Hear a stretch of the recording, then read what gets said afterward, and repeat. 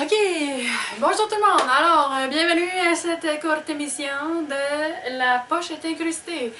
Donc, pour la techno de la poche à patte incrustée, vous allez voir, la première chose que j'ai à vous dire, c'est que souvent, on mélange deux types de poches. Je vous montre. Ça, c'est la poche à patte appliquée. Ok? Donc, elle est un petit peu différente. Voyez-vous ici, là, j'ai un relief. Elle n'est pas incrustée, celle-là. Elle finit par-dessus. Si je vous montre l'avant-dernière étape avant de la terminer, vous allez voir qu'elle est par-dessous. L'ouverture est en dessous. C'est un peu le même principe dans la confection. Là, ça se ressemble un petit peu, sauf que la pâte a fini par aller s'appliquer, puis on fait des surpiqûres ici pour aller renforcer nos coins. OK? Fait que ça, c'est la poche à pâte appliquée. Ce n'est pas celle qu'on fait. Habituellement, la poche à pâte appliquée, on va la prendre pour les tissus qui sont un petit peu plus minces, mais on est capable d'y aller quand même assez dans le épais. C'est juste que ça fait un petit peu plus de valeur de couture ici. Ici, c'est un tissu comme dans le ponté, c'est vraiment mieux qu'on fasse si on l'avait fait dans le veston, sur la veste. Ça aurait été mieux de le faire avec la technique de la poche à pâte incrustée comme je vous la montre. OK? Fait que l'autre, c'est la poche à pâte appliquée. Et nous, ce qu'on voit, c'est la poche à pâte incrustée. OK, fait que celle-là, je la tasse parce que c'est pas celle qu'on fait. Premièrement, pour les poches. Là, j'ai sorti mon ticket que j'ai acheté quand j'avais 18 ans. J'ai jamais mis la jupe, c'est épouvantable, j'ai l'air d'une bonne sœur. C'est pas grave, je voulais pas vous le montrer pour aucune raison. La raison, c'est, là, j'ai pratiqué mon zoom. Hein? Là, ma tante est rendue pas pire. Ce type de poche, pendant que vous la connaissez, c'est la poche passe-poilée. Donc, les deux petites pièces qu'on voit ici, moi, je les surnomme des babines, là, mais c'est des passe-poils. Donc, j'ai deux passe-poils.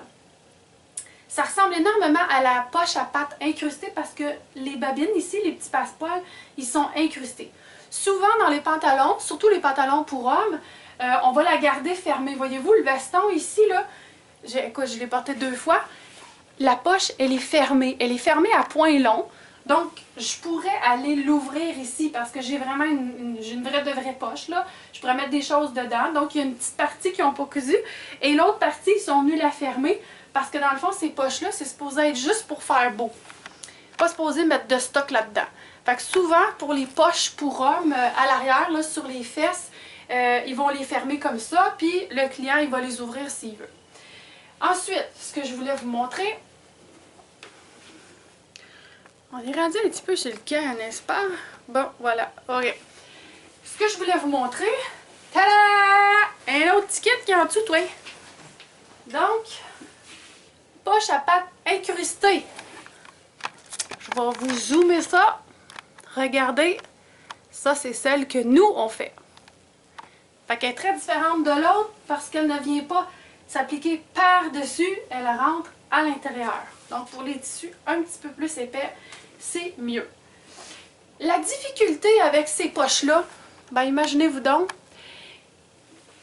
avec tout type de poche, c'est quand on en fait deux, et surtout quand ils sont en angle comme ça, c'est pas facile d'aller les faire symétriques. Okay? Fait que nous, sur la veste, malheureusement, par manque de temps, puis comme j'avais déjà dit, COVID ou pas, on a de la misère à arriver à les faire sur la veste. Là, Sylvie m'avait dit que l'année passée, il n'avait même pas été capable de le faire. Donc nous, en étant COVID, on ne va pas le faire, mais par les années passées, quand on avait des cours un petit peu plus longs, plus d'heures, ben ça, je me souviens que c'était vraiment une petite problématique. Puis vu que c'est coupé, vu que c'est pas une poche qui est appliquée, ben on peut pas la découdre puis recommencer parce que ça a été fendu. OK? Fait que ça, c'est le type de poche que nous, on va faire. Fait que, grosso modo, là, les étapes, c'est, je vous le dis, c'est quand même assez facile. Je vous dirais que c'est plus simple que la braguette, mais ça demande autant de précision. Ne serait-ce que les petites coutures qu'on fait au début, il faut que ce soit au millimètre près. Donc, si on arrive, quand on trace nos lignes, là, pour savoir l'ouverture de la poche, il faut que ce soit vraiment au millimètre près. Si on dépasse de 1 point, trop tard. On est mieux de découdre ce petit bout-là, venir refaire un petit point d'arrêt à la bonne place. On va avoir 2 coutures à faire. ces deux coutures-là se trouvent à être les deux coutures ici de chaque côté. OK? Fait que les hauteurs qui sont ici sont déterminées avec l'ouverture. Si jamais on fait nos coutures, nos hauteurs de couture différentes d'un bord puis de l'autre, puis où on va virer plus loin ou moins loin, ça va faire que notre poche va faire schling, un peu comme la caméra qui te croche, ça va faire soit schling, schling, schling, schling. Voyez-vous toutes les compositions qui peuvent se faire. Donc, c'est super important de faire exactement le même nombre de points. Au pire, comptez-les. C'est une joke. Faites pas ça. Okay. Allez-y avec la Raggle.